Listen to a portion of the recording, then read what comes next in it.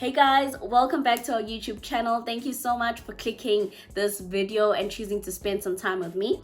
I'm flying solo today and I'm in a different setting. I hope you guys like it. Thank you so much if you're returning and have watched all of our previous videos. We really appreciate all of the love, the feedback, the kudos. It really is just amazing, especially because this type of journey is not easy. There's not a lot of young people that are putting themselves out there for God like this, making content that glorifies God. And this is not even to say that it's because we've gotten it right. It's the precise opposite. It's because we fall short. We fall into sin. We fall short of the glory of God. We make mistakes, but then we choose to get up and choose God every single day. And if this is the type of content that interests you, whether you're new in your faith or you're not particularly Christian or you just want to grow in your faith, then join the family, subscribe, and let's get into all of these different topics. Today, I want to talk about a topic that was really a big part of my life for a very long time. And I feel as though young married couples don't talk about the reality of our mistakes and the reality of what we find after we get married.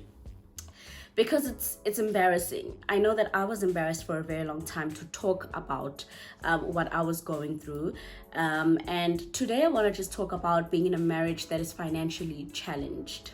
I am married for 10 years and I know that I said 11 years in the previous video, but then I put it in the description box that when I listened to the video, it didn't make sense to me. So I've been with my husband for 11 years, but we've married for 10 years.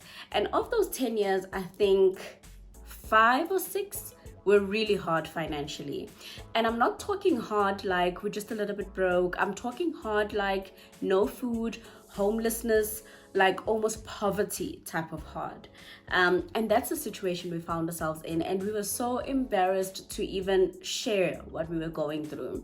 So when I've looked back, I've taken some time to look back and to just see where it all went wrong. I know that a lot of things happened to us, but we also have to take accountability of the things that we have done.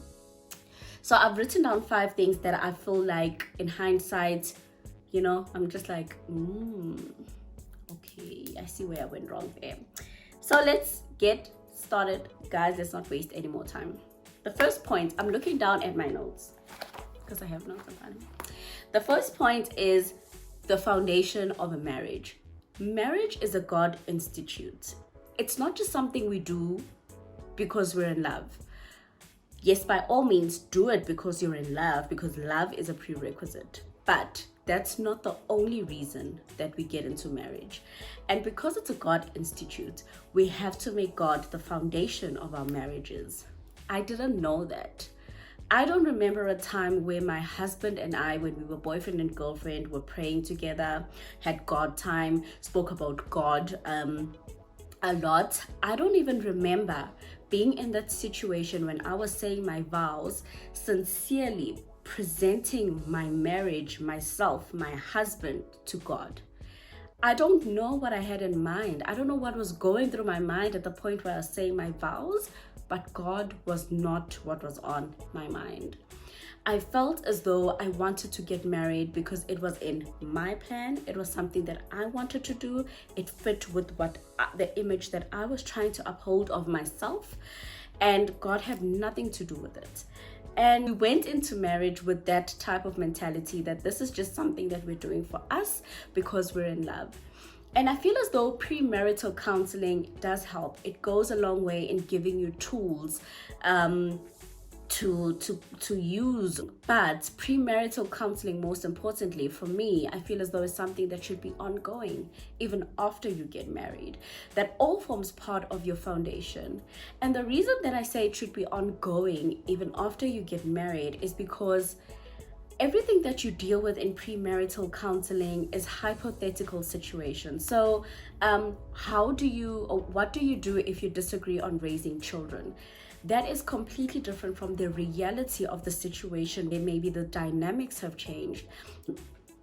whatever are the challenges that you find after you get married. And I feel as though those premarital counseling sessions would be most useful with real life situations where you find someone else who has been through it to help you through. So our foundation was non-existent. We did things in our own strength. It was all for us. It was just, the show was about us, guys. So that's point number one. Your foundation has to be God from the beginning, or else, you know. The second point is that, so just to give you a little bit of context, a year into our marriage, my husband lost his job. The second year of our marriage, we started a business and it failed. And then I lost my job. And that's really how everything just started to fall apart. So the second point that I'm coming to is, do not ignore the problem.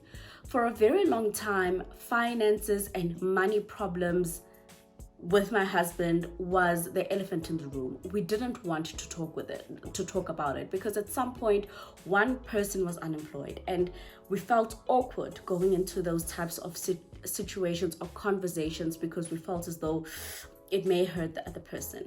But what that has got us into is a habit of ignoring the problem.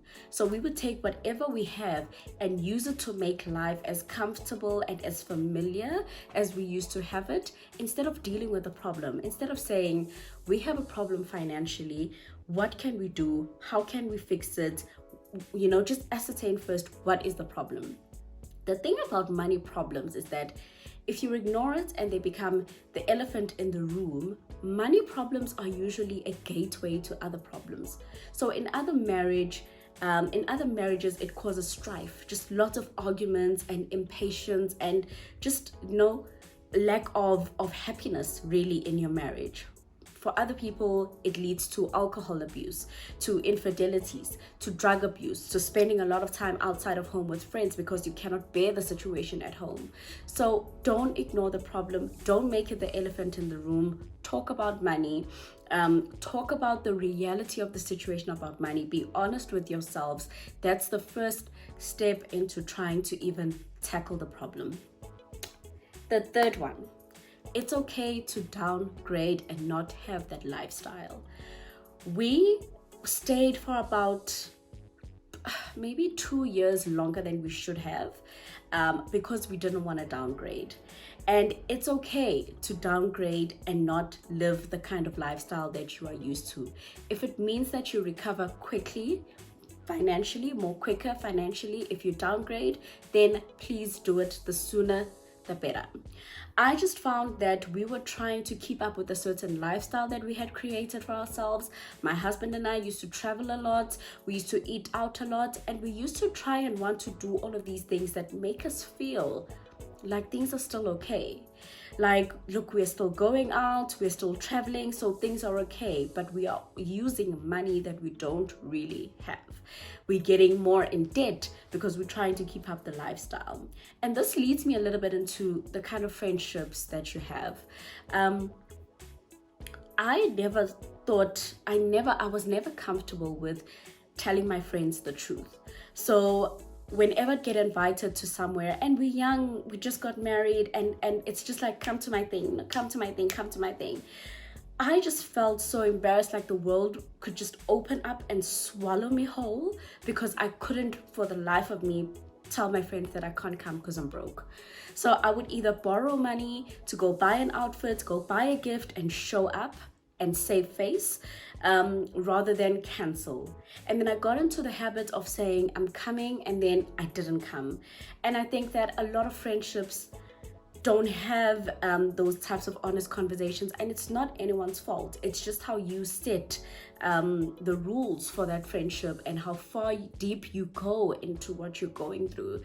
And now I have 2 or 3 people that I can be real with, and I can just say, I am so broke. I don't know what my name is actually right now. I can't do anything, and it's important to have those types of friendships where you don't have to feel embarrassed to say that things are not going okay financially and we're just struggling at the moment. And I understand that it's not necessarily something that you can just openly share with anyone.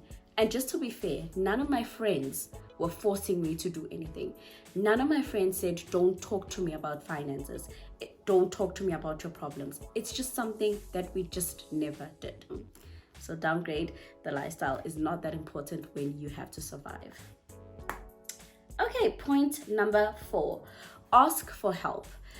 Ask for help. Let people know what's going on with you. You will, number one, feel so much better that you don't have to keep pretending and like keep up a facade that things are okay when they're not. But the most important place to ask for help, guys, besides friends and families, is with your creditors. There are so many things in place that will help you instead of ignoring them and just not answering and blocking those calls and reversing those debit orders. Those are the people that you need to ask for help from. That is going to save you a lot of trouble. We took so long to get real with our creditors and say, guys, our financial situation has changed, that it took us right now, at this moment, we are debt free, but it literally took us a long time to try and get this sorted, because we just let it go on and it just kept going bigger and bigger and bigger and bigger until it was out of our control. The 5th point, and the most important one, is stay prayerful. Like I said, money problems are a gateway to other problems. There are couples that have so many other problems, but when you get down and you peel the layers, it all starts with money. Either someone is wasteful in the relationship or someone is unemployed in the relationship. Somehow money is involved and becomes a gateway to people having affairs, to people losing respect, to some being physically abusive because they want to enforce their position in the relationship because they don't have the financial muscle. It becomes alcohol abuse, drug abuse, and it's a gateway. So if you aren't prayerful in that situation, then you may just find yourselves with bigger problems that actually have nothing to do with the two of you, but actually started because there is money problems in the relationship. Guys, that is all the points that I have for you. It's things that I am reminding myself to do even now. I'm reminding myself about my foundation. Prayer is a lifestyle for me when it comes to my family, my marriage, and my children.